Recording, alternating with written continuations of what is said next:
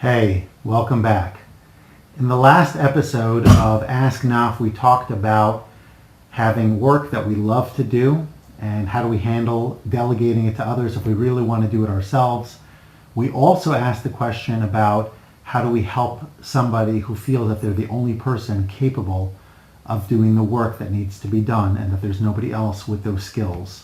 Those are important questions. I hope you took a look at that last video and our conversation about it. I'm going to link it up in the comments below. In this video, I want to address a new question, and this question is from Andy. And Andy says as follows: I lack the confidence to delegate to others when I think that they won't be happy about doing the job. This is a real common concern because we think that the work we're asking people to do is boring, is onerous, it's already, it's piling on to things that they already have to do. So they're not going to be excited about doing this extra work, and how do I deal with it? And I'm not confident enough to make the ask. I think that this is a real problem that many of us struggle with, because our internal confidence is an important piece. When we make an ask, we want to do so confidently. We want to be able to say to ourselves that this is a reasonable ask and be able to not persuade, I guess, or certainly to encourage somebody else to take it on. So I think here, number one, you have to ask yourself, why are you delegating this? And does it fit within the parameters of something that should be delegated? That's question number one. And if the answer to that is yes, then we have a conversation. If it's no, then you really should not be moving this forward. And I would agree that confidence is going to lag because you know deep down that it shouldn't be delegated.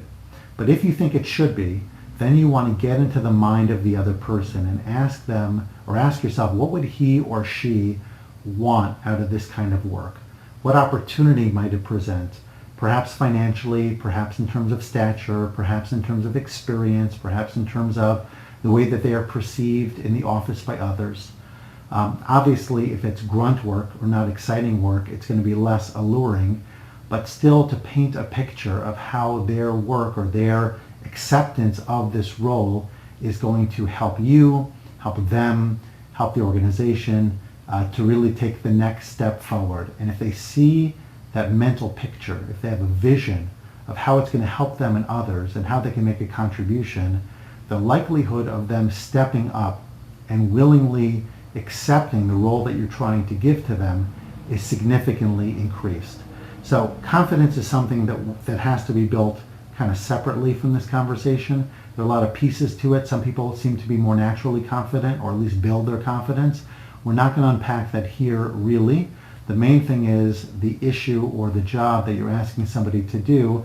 The more that you can create an outcome and a process that others would more willingly accept, it's certainly going to boost your confidence, but more importantly, it's going to get them to willingly take this on and allow you to do the work that you need to be doing so you could scale and help everybody thrive and, of course, clear your plates and get out on time. Thanks for listening. Would love to hear your comments and feedback. Please do respond in the comments below. That's what makes these conversations so special. So thanks for listening. Have an awesome day. We'll have another one for you soon.